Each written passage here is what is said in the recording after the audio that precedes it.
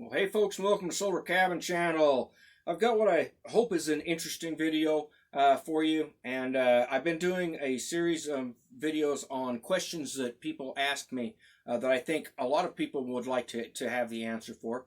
And I do a lot of answering questions in subs, especially for off-grid solar. And so I belong to a sub on Reddit where somebody was asking about the different systems that are available out there. And this question comes from Sarah S. And she asked, off-grid, grid-tied, or hybrid, which should I get? Now she's referring to the different types of power systems that people have available now to them. Instead of just where you used to just have one option, being tied to the grid, to a power grid system, which is the electrical wires and stuff that are running around in your towns and cities. That was your only option for a long time, or have no power at all. When I started out, that's when people started getting interested in going off-grid, which is generally using solar and wind power systems. So I'm going to go through these different types of systems because you have a lot more options now than even what I had when I first went off-grid. And so just because I'm off-grid, and I do promote that for a lot of people, it isn't the only option out there. And it may not be the best option for your situation. So we're going to talk about these different options of power systems for your homesteads. So let's go through this. First, I want to explain that there's still a large section of the society out there in the world that have no power at all. And I looked up these figures here. 940 million people, or 13% of the world population, have no power in their homes at all. Okay? And 3 billion people have no access to clean fuel for cooking. Okay? So there's a lot of people out there that are still in a situation, and generally these are in third world countries, or in areas that have been hit by some type of devastation, a war or a disaster, natural disaster, something like that don't have power. So I want you to consider that as we're talking about these questions, because a lot of the reason that people go off-grid or use a different type of situation is because they don't have any other choice. Now they have other options. One of those options that is I've talked about now, I've been off-grid for 20 years with just a small off-grid system. And that has now become widespread for a lot of these people that live in countries and areas or in rural communities where they cannot get power, or they don't want to hook into the public grid because it's too expensive or something like that. So a little background. I live in an off-grid cabin that I built myself for under $2,000, and my power system, my power for all of my cabin comes from a very small 400-watt solar power system. I do have a wind turbine, but it doesn't produce enough power to really consider that part of my power system. Most all of my power comes from my 400-watt off-grid power system. I store the power in batteries. I just recently purchased a 200 amp hour LiFePO 4 battery. I have videos for all of this on my channel if you want to go look at it. And I use a 500 watt inverter and DC plugs, and that runs everything in my off-grid house. Now, off-grid power. So you understand, off-grid generally means, and most people accept that off-grid means that you're not connected to the utilities. So you're not getting your power from power poles that are out on a street somewhere. You're generally not hooked into a water system that is pumped in from a city somewhere, or into a septic system where you pump your gray and dirty water out to a local system. All of your utilities you provide for yourself. You provide for your own power, your own water, and your own sewer on your own property. That is considered off-grid. Now, some people would go further than that and say, well, if you're driving a car, or you're using the internet, or you have a phone or something like that, you're still connected to the grid. In essence, you are correct. You are still using the grid, but you're not using the local utilities, so we're going to consider that being off-grid for this video. Now, some people will point to the Amish, and great people that have for a long time eschewed and not wanted to connect to the utilities. However, a lot of people don't understand that the most Amish people these days do use solar. And a lot of them do use propane. They also may have some focus on, they may have a phone for emergencies or something like that. They don't use it all the time, but they may have one for an emergency in case someone got hurt at their place or something like that. They needed to get in contact to have the fire trucks come, or the ambulance or the police or something like that. A lot of times they keep a phone around and keep it charged up just for that purpose. Now, if you want to find out how the Amish actually live, most Amish these days, you can go to the website Amish Survival Secrets, and you can also watch their videos on YouTube. And because most Amish these days, even though they are off-grid, they use the exact same systems that I use, most of them. A lot of them use solar, a lot of them use propane, have wood stove backup. They may have an OD, an on-demand water heater that runs off propane, so they have hot water in their houses. A lot of times they may use a generator or solar power to run a water pump or something like that, so they can bring water to their places, so they can farm and do all the other stuff they do. So the idea that the Amish are really off-grid without any power at all, that's really not very accurate today for most Amish people. People that are generally completely off-grid like that, that have no, in fact, I don't know of anyone, even the very old-timers that started off long before I did, that wanted to go off-grid. Most of them had some connection, either directly or indirectly, to the grid, okay? Whether it was using a vehicle or having mail delivered to them, or, you know, things like that, they were still in some way connected to the grid. So, off-grid systems, why would you want an off-grid system these days? A lot of people ask that, and that's a fairly legitimate question. Now, when I went off-grid, I actually, the property that I have actually had grid power connected to it, because it belonged to my brother before I got it. I traded him my piece of property, and this property had a power pole on it, because he had lived in a trailer here many, many years before I moved back. He had lived in a small trailer here with grid power on it. Okay, but when I moved back, that grid power had been disconnected. The power pole had been disconnected from the lines out to the street, and I had considered getting hooked up to the power, and I wanted to find out, well, you know, if I get hooked up to the power, that would make it a whole lot easier for me to build a cabin and build a homestead up. So I had considered getting connected to the grid. But the county in my area were real snots, and they said that the only way we'll let you connect to the grid is if you build a grid code home. So I had to build a home that was at least, I think it was like 2,000 square feet. I didn't want a house that big, couldn't afford one that size. And it had to meet all of the codes and jump through all of the hoops in order to be connected. And I would have to connect to the grid power, the phone power, and the water service systems that they had been planning on putting in for years in this area. I didn't want that, okay? I already had water on my property in the form of a well. I already had a septic tank. I didn't want to hook into septic. And so that's why I decided to build my small off-grid cabin, which is only 400 square feet, and not hook into any of the utilities. And that's when solar was just in its infancy. It was really new. And so I got a small system and started with that, taught myself how to use solar and batteries to run and function with everything I need. And over time, my system grew into just what I need to meet my needs here on my off-grid cabin. And that is a 400-watt system, which is 4 100-watt Renogy panels. And at that time, for a long time now, I've used AGM seal batteries because they could be kept in the cabin. You can go look at these in my video on my channel of what I use for my system. And I use an inverter for 110 power for regular appliances like everybody has in their house, but I also have 12-volt power for running a lot of DC appliances that I also use in my house. I do use propane, and the propane is for my on-demand water heater and for cooking on my stove, and also is a heating system, but I also have a wood stove for backup heating in my cabin, okay? I like to have backup systems for backup systems here in my cabin. So, off-grid systems. Why would you want an off-grid system?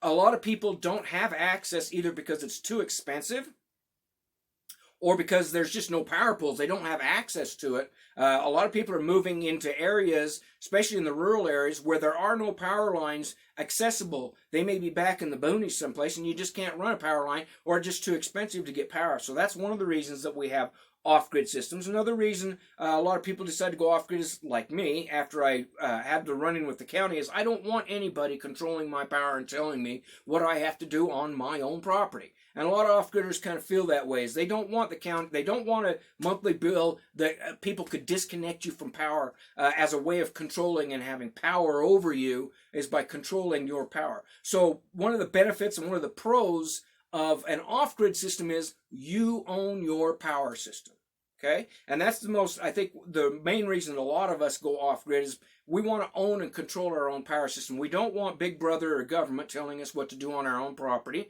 And we have decided, in most cases, we've decided that we want to live a more sustainable life. We can live with a smaller system and still have enough power for what we need. And to put it clearly here, my little 400-watt system, it runs everything that I need in my house, and I have almost all of the same appliances that most people have in a modern home, okay? I have a refrigerator. It's an Alpacool C20. It runs off 12 volt. It's a refrigerator freezer. I have a water pump that pumps my water from my tank to my shower and my sinks. I have lots of gadgets. I have 2 laptops because I run a business online. I have 2 laptops. One of them is running 24 hours a day, pretty much. I obviously have a phone and internet at my place here. All of those things run off of my 400-watt system. I have LED lights, so I have lights in my cabin. I'm not lighting candles or burning propane in order to light my house up or anything like that. I have electricity just like you do. I have a washing machine with a spin dryer. I've done videos on this so I can wash my clothes here.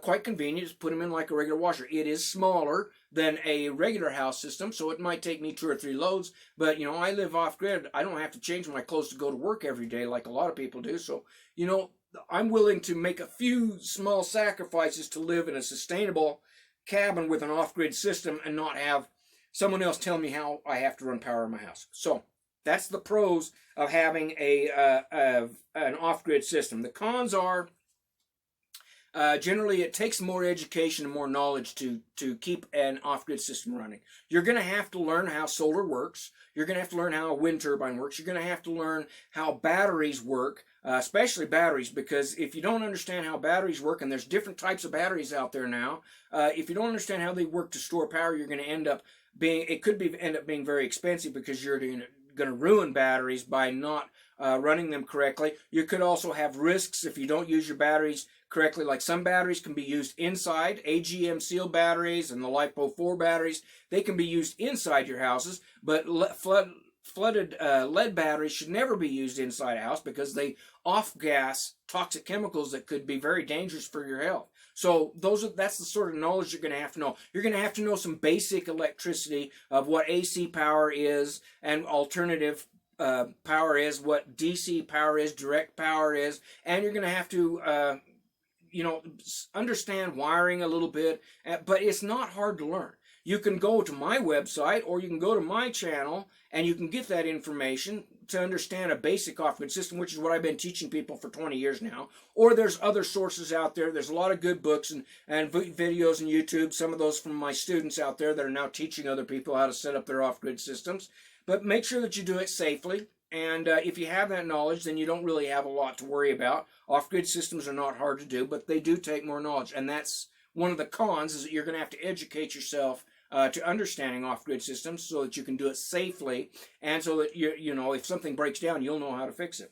What are off-grid systems? What are they best for? I think an off-grid system is best for small systems. Now I know some people out there will put up a huge off-grid system.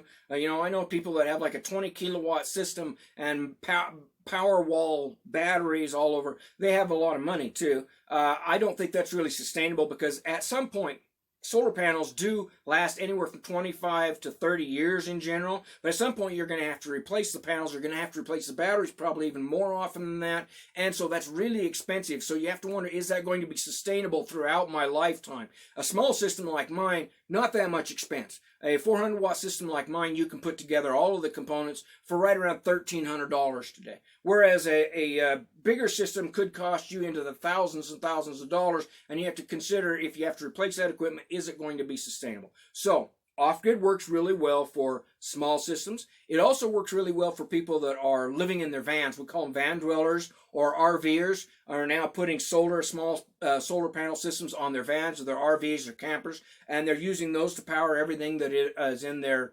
moving home. Tiny homes like my Big Tex home that is on my website there. The off-grid would be perfect for those types of situations. You can put those on there, and you can run everything just like I run in my cabin. You can run all of your appliances and everything, take care of all your needs with just a small 400-watt system or a 600. Anything under about 1,000 watt is what I would consider a good size for an off-grid system that would be sustainable, that you can keep your batteries, up to date and purchase what you need without it being a big financial strain.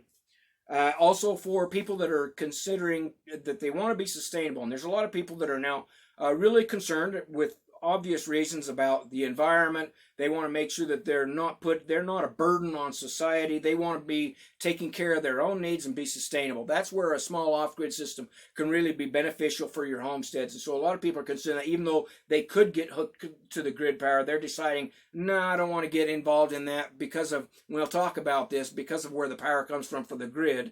They don't want to be involved in that because it's coming from coal power or something like that. So they're determining, I'm going to live a more sustainable life, reduce my needs for power, and just go with a small system. So off-grid systems and small systems work really well for that. Okay, on to the next system, which is a grid-tied system. And let me get some coffee and I'll come back and talk to you about this. Okay, I got my coffee.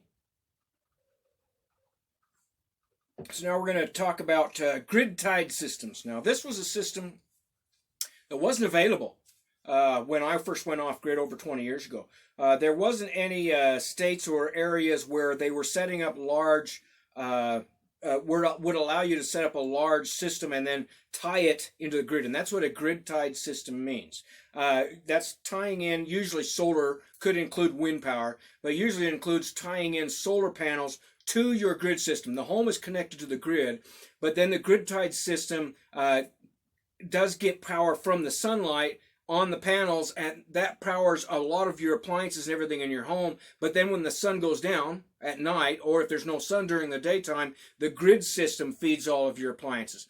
So those grid-tied system generally doesn't have any backup battery system. So that's what we're talking about here.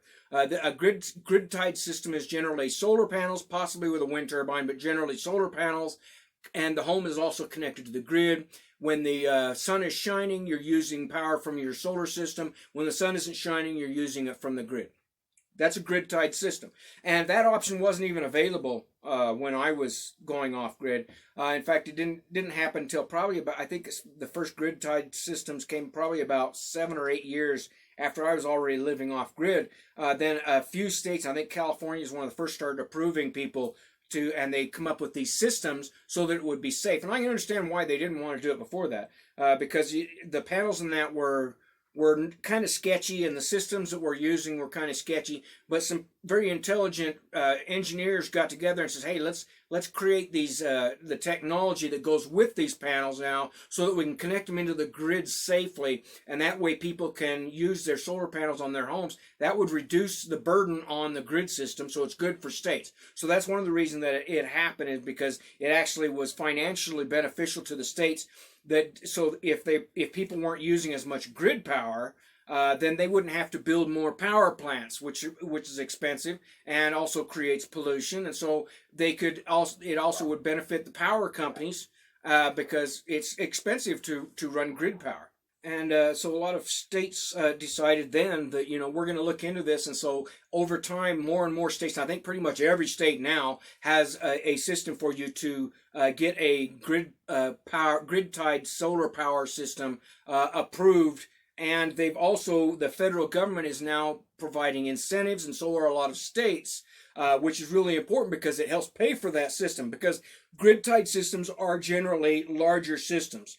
An average home in the U.S., we're talking about an average home in the U.S. Will use about a 5 kilowatt system. That's 5,000 watts. A 5 kilowatt system will take care of most of the needs of the appliances of a home in the U.S. If running solar system with a grid-tied system for backup. And that is what a lot of people are installing, is a 5 kilowatt system. Some people are going more than that because they have a lot of appliances needs, or possibly because they have an EV, which we're going to talk about, an electric vehicle, something also that wasn't available at all. There were no EVs back when I went off-grid. I'm going to talk about that because a lot of people now are deciding that I don't want to pay for gas for a vehicle, so they're getting an electric vehicle like the Tesla or these new what are they, the Ford Lightnings. Oh man, those things look so nice. I would love one.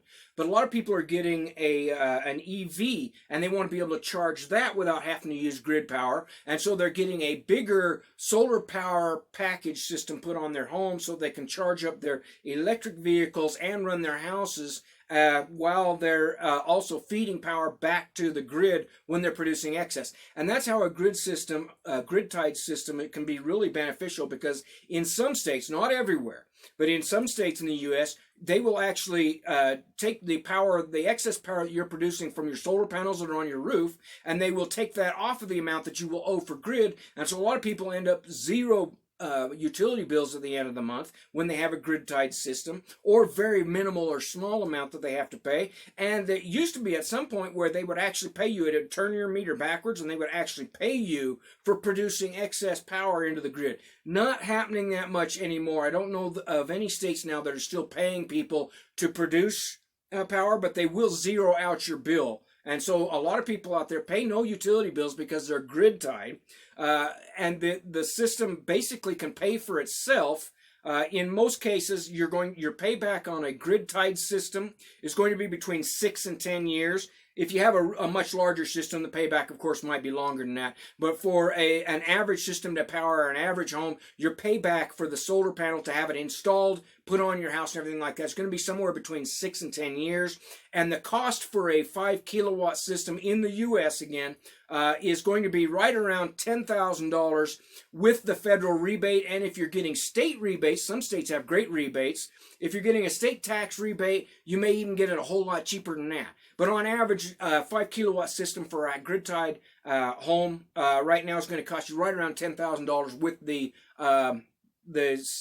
the state and the federal rebates that are out there. Make sure you find out what the rebates are before you involve and get yourself out there. There's a whole lot of companies out there now that are installing and a lot of competition. Just be careful, because there's also scammers out there. Unfortunately, in any business like this, you're going to get some bad companies that don't honor their agreements, that won't tell you. They might try to sell you a system that's bigger than what you actually need. Maybe the equipment's kind of sketchy. So just be aware that grid-tied systems are out there. You will probably have to have a reputable installer, because a grid-tied system is tying into the grid. There's some risks and dangers there. So generally you may have to have a permit and a professional installer install that system for you. But that is usually included in the cost of having a grid system, okay? It's part of the deal that they make with the state, because they have to be certified by the state, so they include all that, the permitting process and all that, in order to get your solar power system installed. Now, some states are even going farther, like California is now mandating that all new homes and businesses have to have solar or an alternative energy system in order to produce so much of the power for the homes. And I think for homes in that as long as you get good sunlight, can benefit from that as a mandate, because what happens is that lowers the costs of the systems.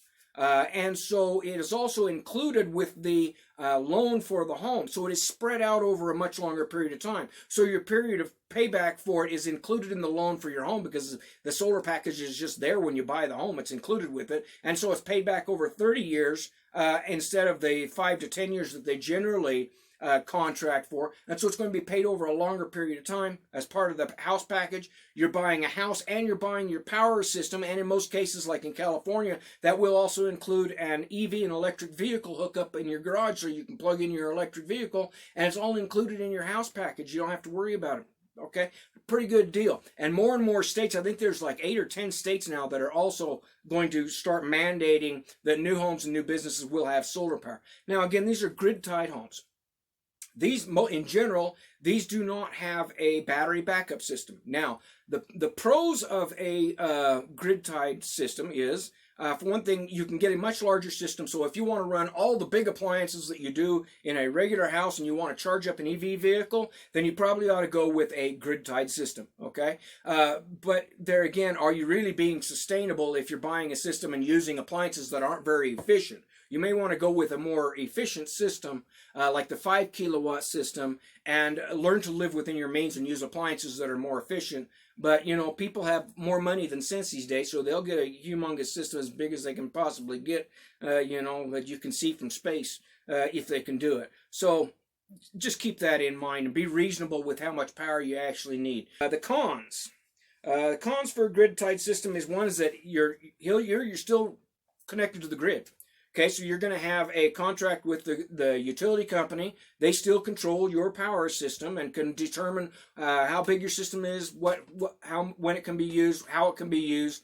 They still have some pressure and control over you when you're connected to the grid. You're also going to have a contract probably with a solar installation company, okay, because you're going to be paying them back a loan, and so they in some cases you own the equipment when you pay it off. In some cases you're just renting it, basically. They put it on your house. They don't charge you anything for the installation, but you pay a monthly utility bill to them in order to rent the equipment. So that's other situations. Like I said, just be real careful you don't get into a scam situation. The other thing is, the grid, because this is grid tied, it's not going to have a battery backup. And so if the power to the grid goes down with a grid-tied system, you still don't have any power, because the system is designed to shut off the solar panels on your roof, so that's not backfeeding power into the power grid if there's a power outage. Because what would happen is the utility workers, if they go to work on power lines that are down and you're feeding power back from your solar panel systems, you could electrocute a utility worker. So the system is designed so it will shut off the solar panels, even if there's great sunlight out there and you can have power. If there's a blackout, your grid-tied solar panels will not work. So that's one of the major cons that you want to think about. And we're going to talk about how people are now starting to deal with that in the next section, the hybrid section. So in the next section, I'm going to talk about a hybrid section, a hybrid system, which is using both the technology of an off-grid and battery backup system and a grid-tied system. So let's get into that next. Okay, before I talk about hybrid systems, I just wanted to touch upon the EV or electric vehicle situation, because this is another technology that wasn't available when I first went off-grid. You know, everybody drove gas cars, and I drove gas trucks and gas cars. But now they have these really nice electric vehicles out there, the Teslas, and oh man, that Ford Lightning.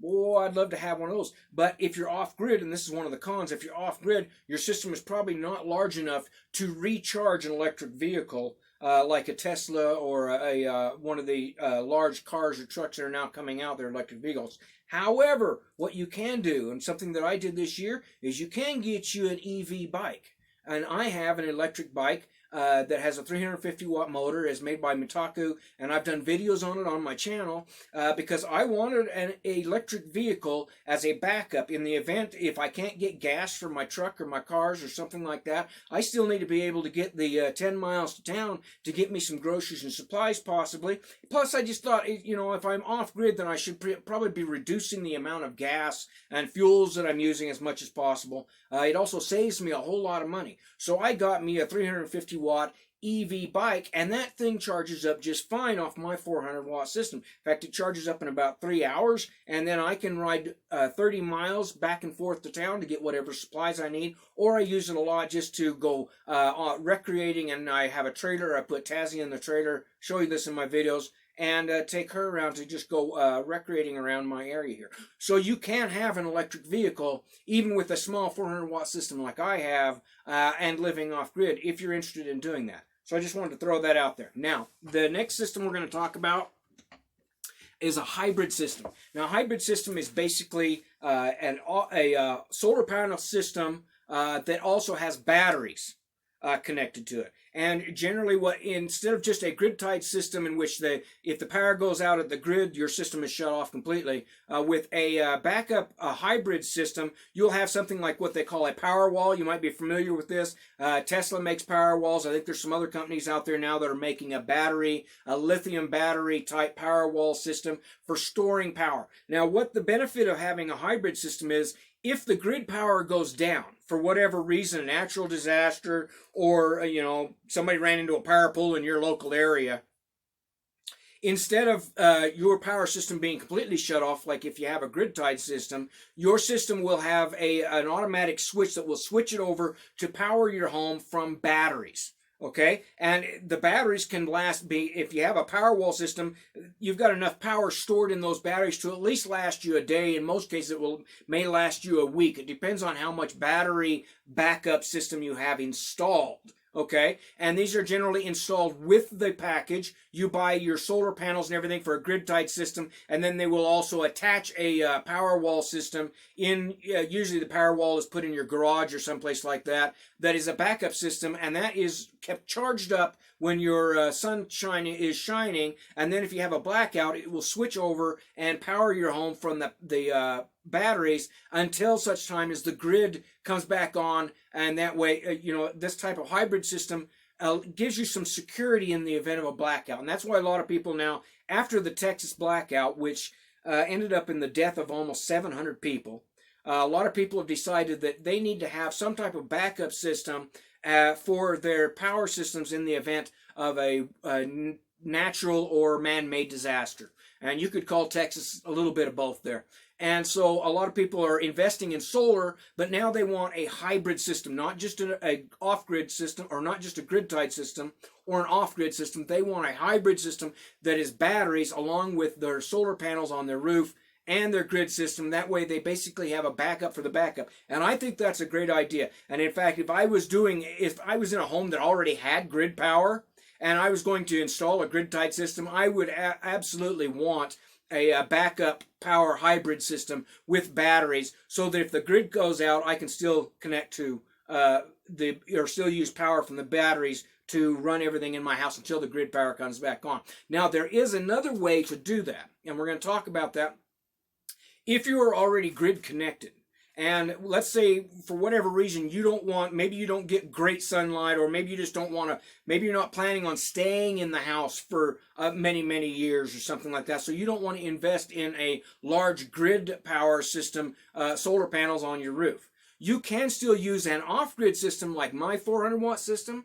You can still use an off-grid system as your backup and emergency power system in the event the grid goes down. And it isn't tied into the grid at all. This is an off-grid system. My 400-watt system is a perfect size for this. You can use a 400-watt system like my off-grid system. Have that set up to run enough power to keep your phones charged, your laptop running, run a small refrigerator, run an evap or a window cooler or something like that. You can use an off-grid system as part of your hybrid system. You can be grid connected and use grid power for most of your needs and stuff like that, but also have a small off-grid backup power system or emergency power system like my 400-watt system. And that's really what I've been talking to people a lot about lately in my videos, is the equipment that you need to either set up a 400-watt system of your own, or another option that a lot of people are doing, and that's what I've got here, which I just recently did a video on.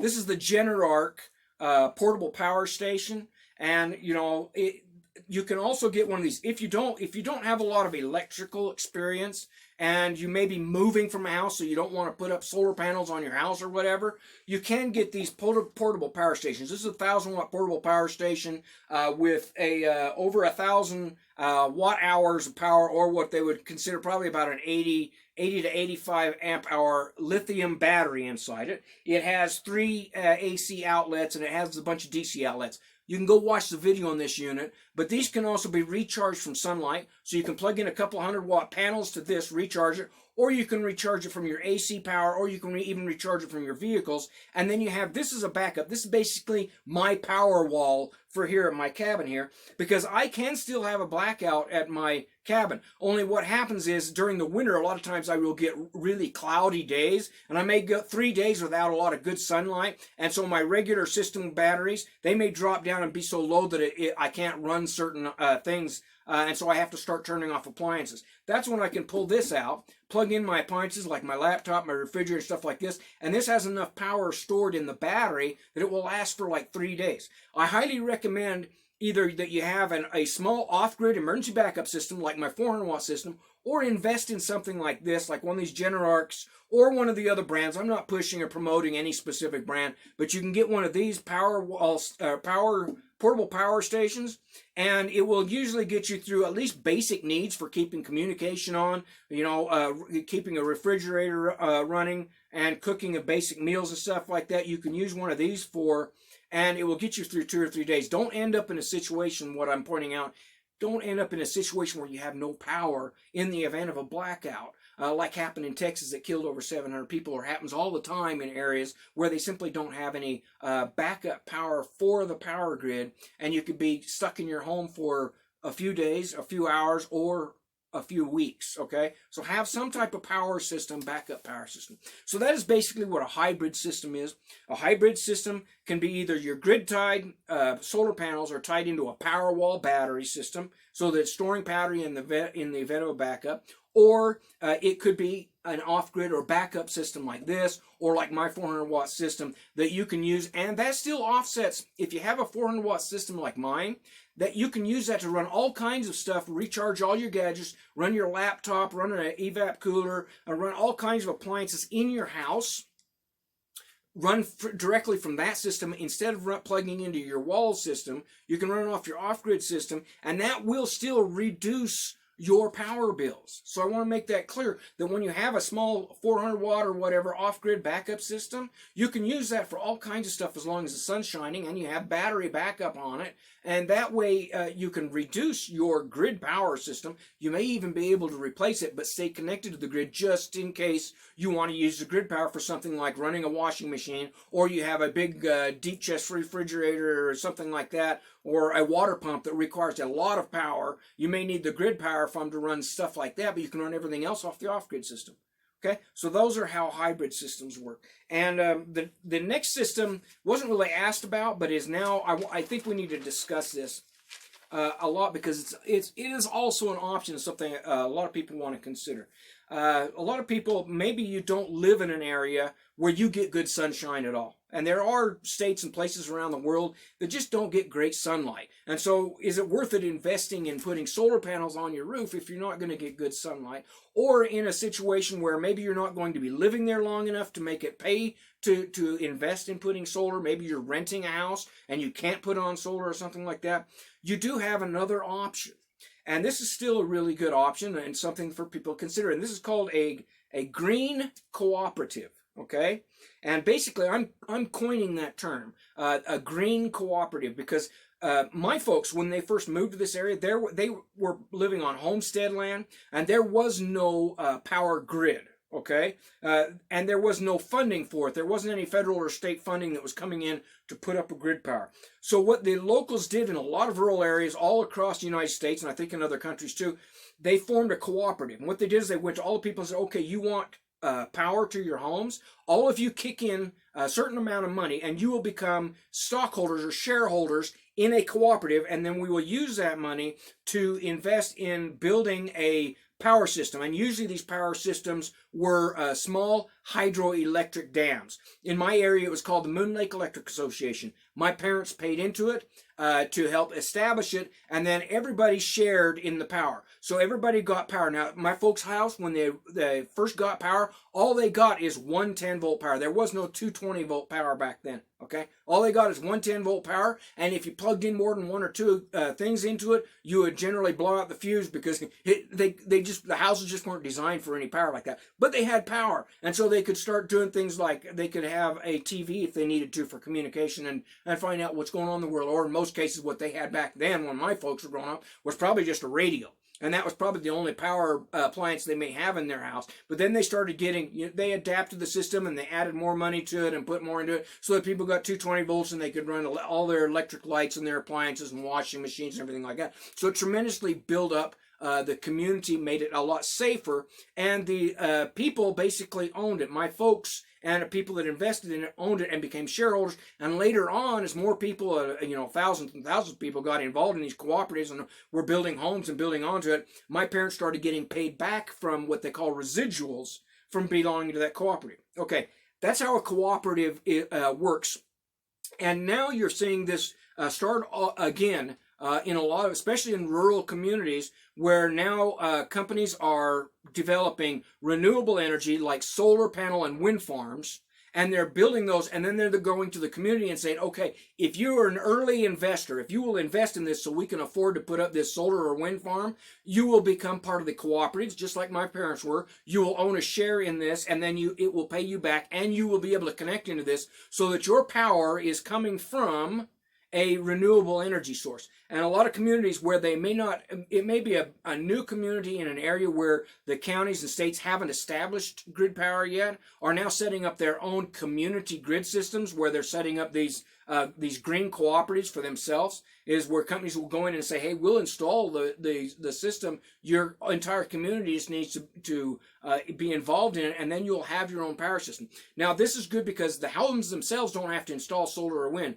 It's all in what you would call either a solar farm or a wind farm, and they are all members and owners of that solar or wind farm. So that is another option that you can look into if you really don't want to be connected to the grid. Maybe you're looking to get into a specific type of community of people that think like you, that are very sustainable. There's a lot of those communities out there, green communities now, where people want to not be connected to the grid power. They want to live a sustainable life, and they're developing their own green cooperatives.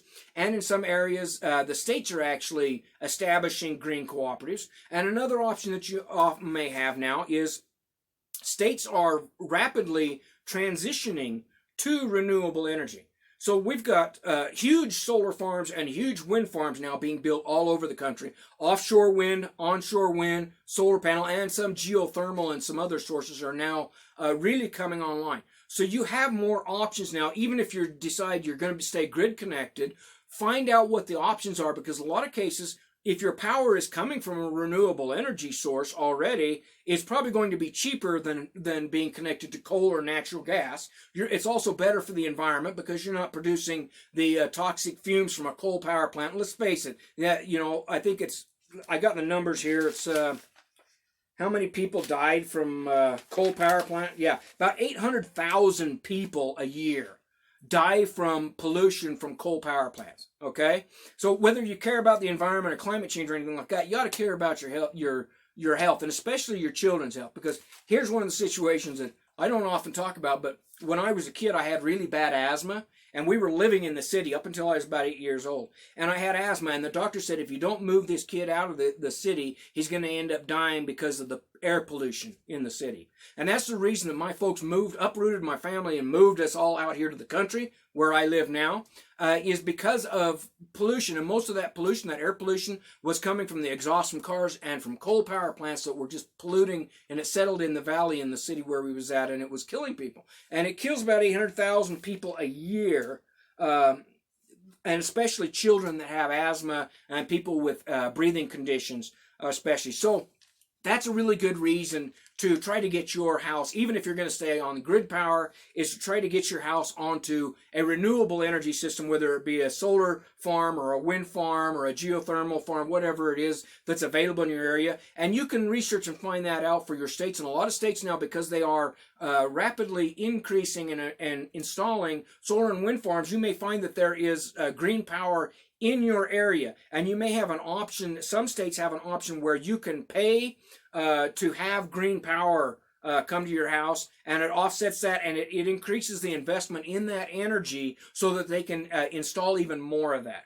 So, to go back over this, you have a lot more options now for power than what I did. You have an off-grid option, you have a grid-tied option, you have a hybrid option, and if all else fails and one of those won't work for you, you can look for a green cooperative in your area, or you can connect your green power through your grid connection. Those are a lot of really good options for being more sustainable in your lives, for having clean power, and for supporting the systems, the renewable energy systems that will make our planet safer and better for our kids and our grandkids, like this little feller here. That's my grandson, Liam. And a lot of the reason that I do what I do is so that he can have a good future in a planet that has clean air, clean water. And, I think that's really important too. All right, folks, I hope you enjoyed this video. I know it's a bit long-winded. I know I talk a lot, but I wanted to go in depth to explain these systems to you so that you know what your options are And as always, you can go by my website, simplesolarhomesteading.com, get a copy of my book, Off the Grid, which explains a lot of this off-grid systems. And of course, subscribe to my YouTube channel, because I will be producing more videos on different systems as well as answering questions like this. All right, folks, have a great day.